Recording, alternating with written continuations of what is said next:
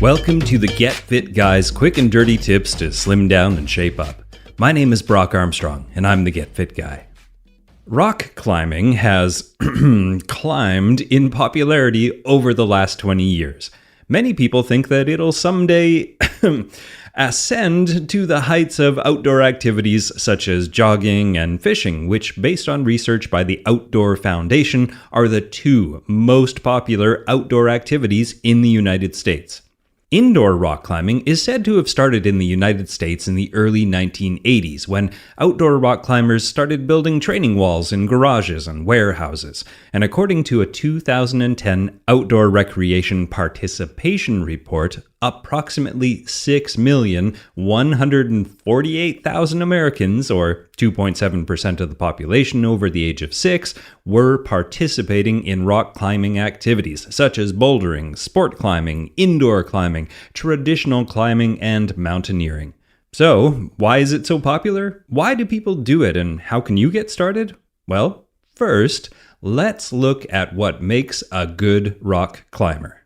Muscular strength and endurance in rock climbing has always been measured in the forearm, the hand, and the fingers via a thing called dynamometry, which is a measurement of force and power. But interestingly, when absolute hand strength was assessed in a study called The Physiology of Rock Climbing, they found very little difference between climbers and the general population. But when we look closer, we see that most elite rock climbers are quite small in stature, with pretty low body fat percentage and body mass. So when their hand strength was calculated in relation to the body mass, the elite climbers scored significantly higher. According to that same study, at its core, rock climbing is simply repeated bouts of isometric contractions. So, based on that, they went on to test grip endurance using both repeated isometric contractions and sustained contractions. And they found that the times to fatigue during repeated isometric contractions were significantly better in climbers when they compared it with sedentary individuals.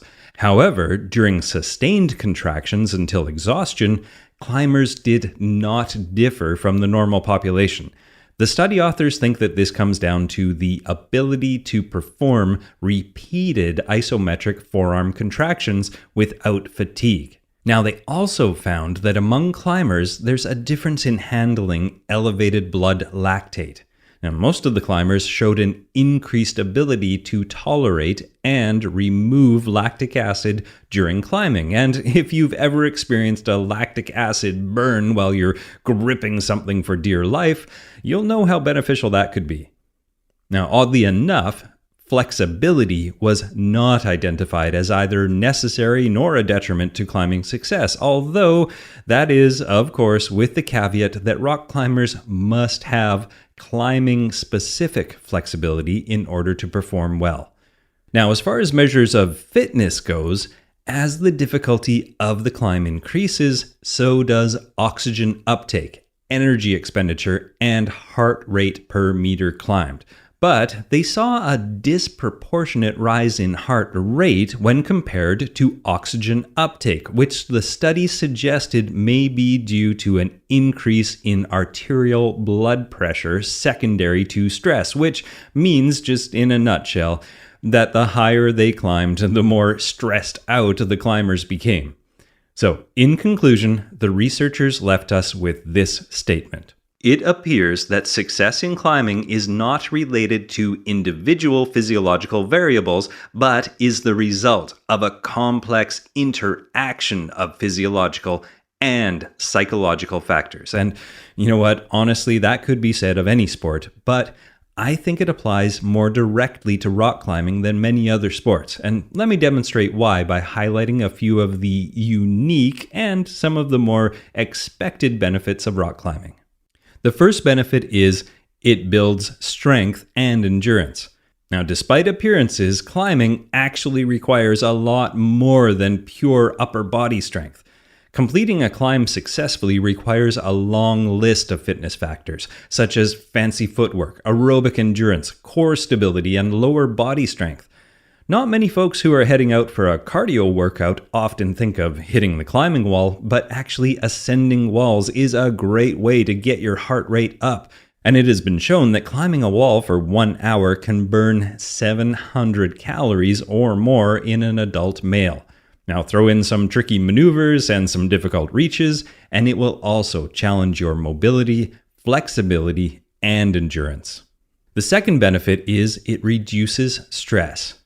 Now, sure, exercise in general has been shown to reduce stress, but rock climbing, like other extreme sports, has the added advantage of a state called flow.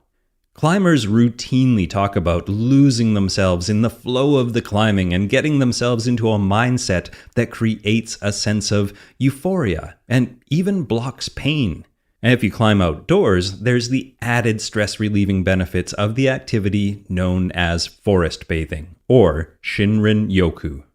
The third benefit is that it boosts brain function. Simply put, climbing involves problem solving. In fact, bouldering routes, which is rock climbing done without ropes and at low heights, are often called problems by veteran climbers. Climbing up a wall or a face requires both body awareness and problem solving because the way to the top is often not as obvious or direct as you might think, and it takes a ton of focus to determine which holds are solid, where to place your foot, and how to shift your body weight before making your next move. There was a recent study that looked into whether climbing, which is a motor activity that incorporates upward movements by using both hands and feet, was able to physically modify specific brain areas.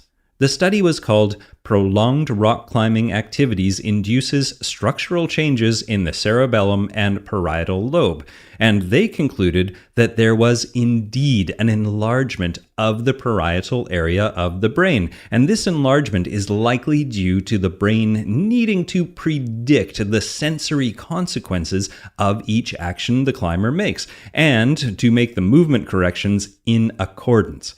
Now, let's face it, motor control and sensory motor prediction of actions can make the difference between staying on the wall and, well, plummeting to your doom. And that's serious stuff when you're at an extreme altitude.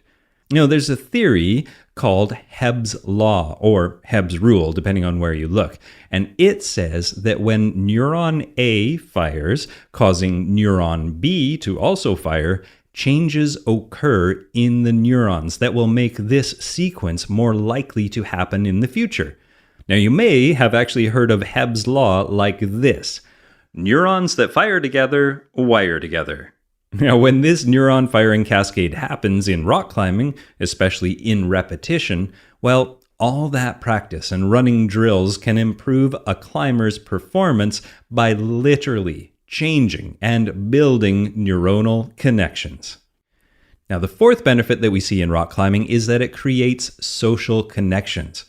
Rock climbers are, well, exceptionally social. Of course, there are some loners out there, but in general, rock climbers are pretty extroverted and fun-loving, and climbing is a pretty darn social activity. Now, part of this is simply out of necessity because climbers need to take turns belaying for each other, and belaying is fixing or securing a running rope around a pin, a rock, a cleat, or something else sturdy. That means they have to communicate with each other to keep everyone safe. But aside from simply needing to keep each other safe, climbers are a pretty supportive and outgoing community. And the fifth and final benefit is it can build confidence. Now, it has been said that fear is among the greatest obstacles which prevent us from enjoying life to its fullest extent.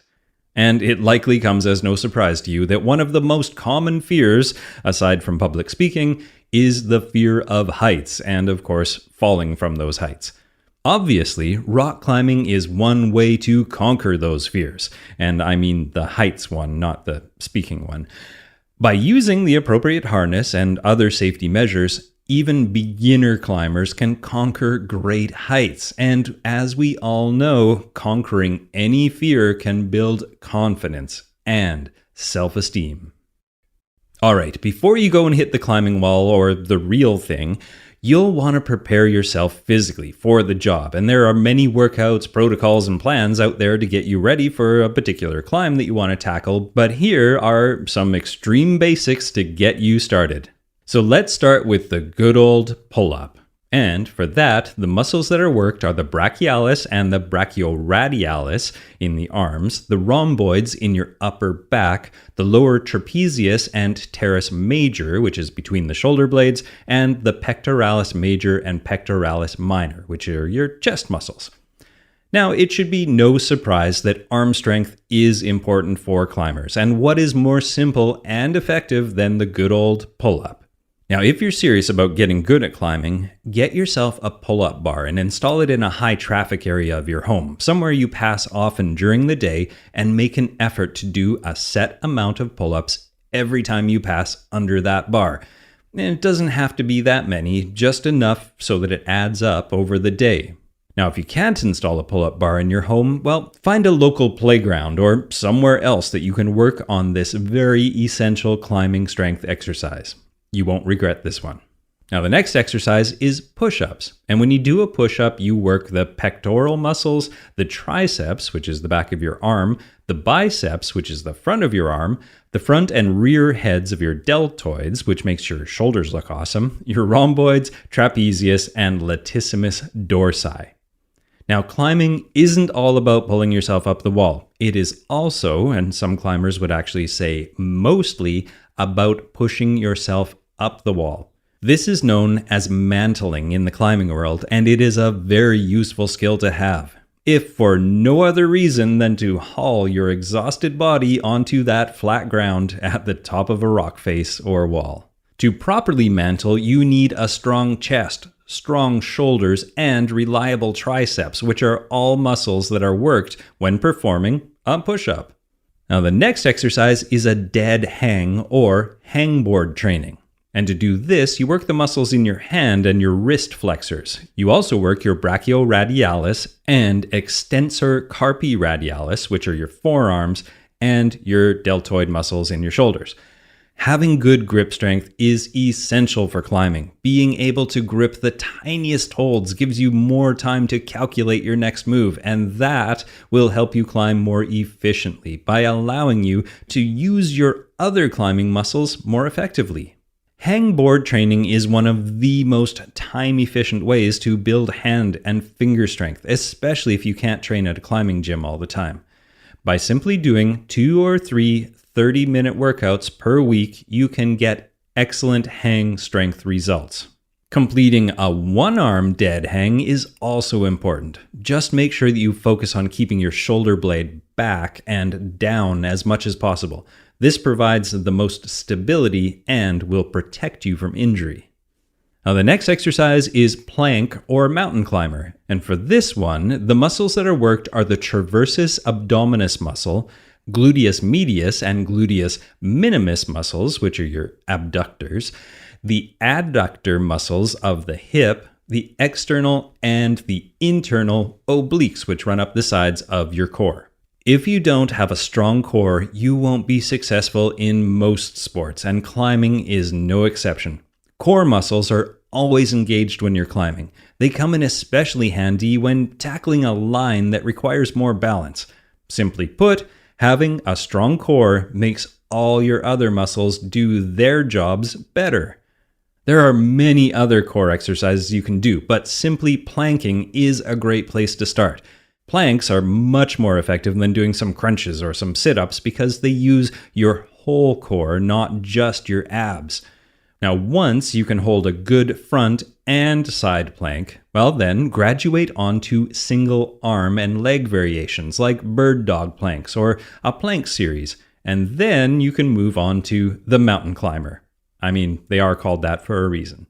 And finally, the last exercise you can do at home is the calf raise. And for this one, the muscles that are worked are the gastrocnemius, which is the largest posterior calf muscle, the soleus, which is the smaller posterior calf muscle, and the tibialis anterior, which is the largest anterior calf muscle. Good leg agility and solid lower leg strength can make a huge difference in your climbing because, as we learned earlier, it's not all about your arms. After all, foot placement accounts for 2 of your 4 points of contact on the wall or the rock face. Strong and supple legs are required for taking your body weight on your toes, and that can in turn give you those extra centimeters of reach for your next hold. Your legs are often burning and maybe shaking as much as your arms after a good climb, so make sure you build strength and stamina there as well. Now, there are very few activities out there that really give you the opportunity to challenge yourself as much as rock climbing does, and you don't have to make a pilgrimage to Devil's Tower to do it either. Even at your local climbing wall, you can feel your confidence and your self-reliance grow with each climb, and often, quite quickly, new climbers will find themselves pushing the borders of their comfort zone. Now, rock climbing is a physically and mentally demanding sport that, thanks to indoor rock climbing walls sprouting up all over the place, can be done year-round. And it can truly test an athlete's agility, endurance, flexibility, strength, and balance, along with their mental tenacity, their creativity, and their focus. Rock climbing can be dangerous, so be sure to do plenty of preparation, including learning about the climbing techniques and proper use of climbing equipment. But with the proper training, you too can have arms like rock climbers Catherine Vanderford and Sean Kenny. And of course, you can find me at facebook.com/getfitguy or twitter.com/getfitguy or getfitguy.quickanddirtytips.com. Now, my name is Brock Armstrong, and I'm the Get Fit Guy, asking you, what are you waiting for? Go get fit.